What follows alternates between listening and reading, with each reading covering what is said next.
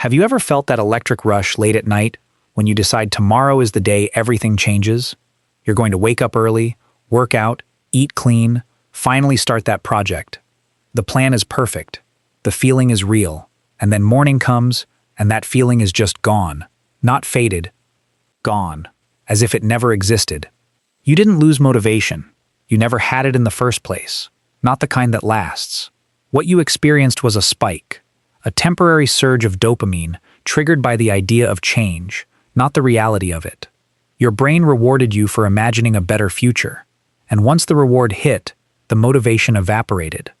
Because motivation isn't a fuel tank you fill up once. It's a chemical reaction with a short shelf life. Here's the truth psychology has known for decades. Motivation precedes action in theory, but action precedes motivation in reality. You don't wait for the feeling to move. You move, and the feeling follows. The limbic system wants comfort. The prefrontal cortex wants progress. And the gap between them isn't closed by waiting for the right mood. It's closed by starting before you're ready. Think about the last time you put off a task for hours, maybe days, waiting for the motivation to strike. You told yourself you work better under pressure, or you're just not feeling it yet. But what was actually happening was your brain was running a cost-benefit analysis in the background, and the cost of starting felt higher than the cost of avoiding. Each minute you waited, the task grew heavier in your mind. The anticipation became worse than the work itself. The solution isn't to find better motivation, it's to shrink the starting line. Psychologists call this the 2-minute rule. You tell yourself you'll do the task for 2 minutes. That's all. 2 minutes of writing, 2 minutes of exercise, 2 minutes of organizing.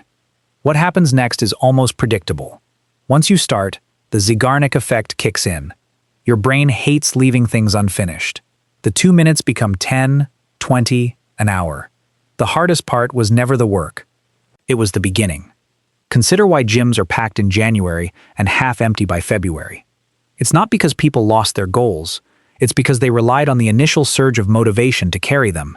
And when the surge faded, there was nothing underneath. New Year's motivation is a spike. High and short. Sustainable change requires something else entirely. A system that doesn't depend on how you feel. This is where the science of dopamine matters. Your brain releases dopamine not when you achieve a goal, but when you make progress toward one. The problem with big goals is that the reward is too far away. Your brain can't sustain effort for a payoff that's weeks or months in the future. It needs smaller, frequent hits to keep going. The solution is to break the goal into pieces small enough that each completion gives you a chemical reward. Write 1 paragraph, not a chapter. Do 1 push-up, not a full workout. The brain chases progress, not perfection. Then there's the identity trap. You tell yourself, I'm just not a motivated person, and your brain believes you. It looks for evidence to confirm that story. You skip a workout? See, I'm not motivated. You procrastinate? Told you. The story becomes self-fulfilling. Every time you reinforce the identity of someone who lacks motivation, your brain obliges by keeping motivation away. The psychological fix is to separate your identity from your current state. You're not an unmotivated person. You're a person who felt unmotivated today. That's a setback, not a diagnosis. When you frame it as temporary, your brain stays open to change. When you frame it as permanent, your brain closes the door and stops trying. The language you use matters. I don't feel like it right now leaves room for later. I'm not the type of person who closes it forever. Let's talk about why motivation dies even faster when you're tired. Decision fatigue is real. Every choice you make during the day depletes a limited pool of mental energy. By the time evening comes, your brain has nothing left for the hard things. That's why you skip the workout, order takeout, and scroll your phone instead of reading. It's not that your motivation disappeared, it's that your brain literally doesn't have the fuel to act on it. The workaround is to front-load your decisions. Do the hardest thing first, before your brain has spent its daily budget. Your motivation in the morning is higher not because you're morally superior at 7 a.m., but because your cognitive reserves are full.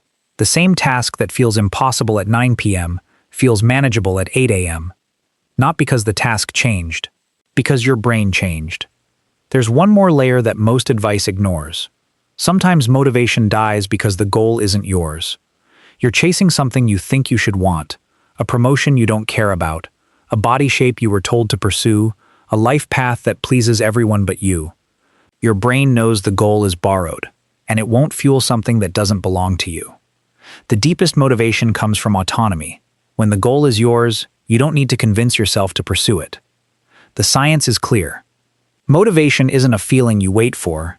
It's a byproduct of action, progress, identity, and ownership. You don't find motivation, you create it. By moving before you're ready, shrinking the starting line, feeding your brain small wins, and making sure the goal is actually yours. People who seem endlessly motivated aren't special. They've just stopped waiting for the feeling to arrive. If this reframed how you think about motivation, subscribe to MindToAct for more psychology that helps you stop waiting and start moving.